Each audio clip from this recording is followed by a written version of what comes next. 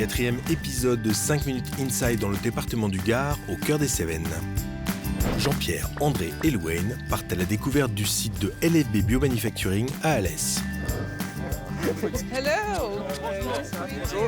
Un rendez-vous au parfum Cévenol pour nos 3 visiteurs. Oh, c'est beau! Bonjour, Jean-Pierre Boynat de la DSI aux Ulysses et je suis chef de projet informatique.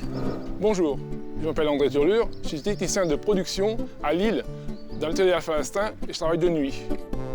Hi, I'm Louane King. I'm a process engineer in Technical Operations Group in LFB USA in Framingham, Massachusetts. LFB Biomanufacturing, c'est 2400 m² et 49 collaborateurs dédiés à la production de protéines recombinantes par culture cellulaire. Avec une capacité maximum de 15 lots par an, le site a 8 projets de molécules en développement. Et pour bien comprendre la culture cellulaire, une mise au point est nécessaire. Écoutez David Balbuena, que nous retrouverons tout à l'heure. On a dû vous expliquer, on part avec une cellule qui contient l'information génétique pour la protéine recombinante. Donc on va partir d'une petite ampoule, et on va faire l'amplification des cellules. Cellules, gènes, ADN, recombinants. Des explications que François Coutard nous donnait ce matin. Je vais vous emmener visiter l'unité de développement. Et comme toujours, Là, on doit changer de tenue.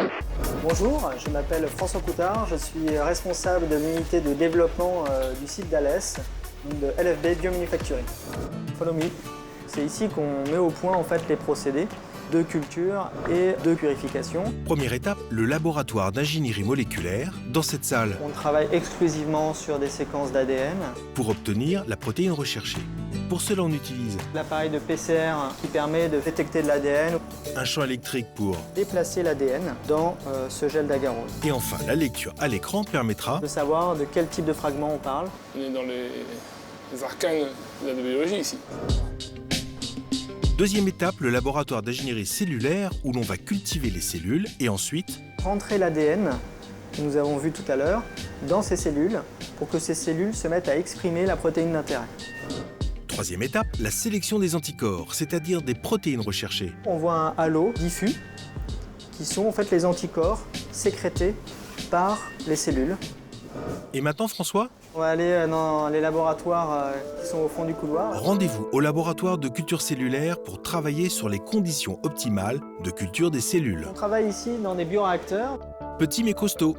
On va l'agiter, réguler, mesurer, détecter la concentration d'oxygène ainsi que le pH. Tout un tas de régulations qui permettent de maintenir la cellule dans un état optimal pour la production.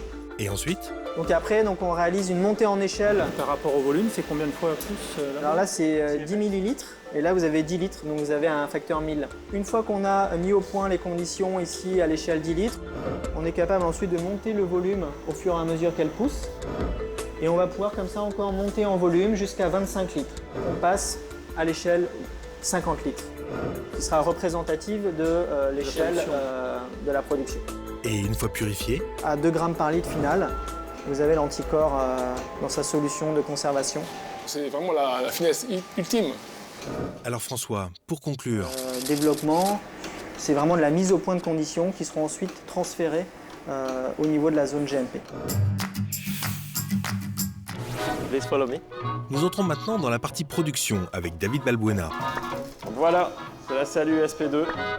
Bonjour, David Balbuena, responsable de la production GMP. Je suis basé à Alès et donc le rôle de la production, c'est de produire les lots cliniques pour le compte du LFB. Donc en fait, culture cellulaire, on a dû vous expliquer. Oui, David, demandez plutôt à André. Parce que maintenant, on demande aux cellules, en fait, ce sont elles qui font le boulot. Elles produisent ce qu'on a prévu au début en RD. On sait très bien ce qu'elles font. On les élève pour ça. Schématiquement, c'est ça. Merci André. Schématiquement, on retrouve donc les mêmes étapes appliquées à la production. L'amplification en roller, le 25 litres, le 50 litres, le 250 litres et... On va continuer à amplifier les cellules pour pouvoir inoculer le bioréacteur de 1000 litres. Et pourquoi on n'a pas fait l'étape directement du 50 au... Ce serait trop dilué, voilà. Et 9 jours plus tard, on passera à la production en purification. Ici, vous pouvez voir donc, les colonnes du facteur 7 en cours de préparation.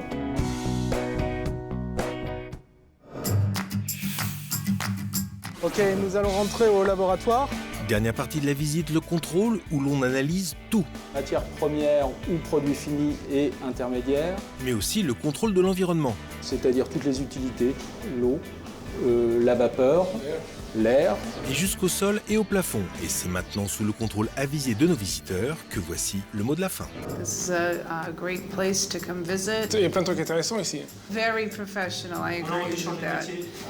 C'est magique. Au revoir. Au retour.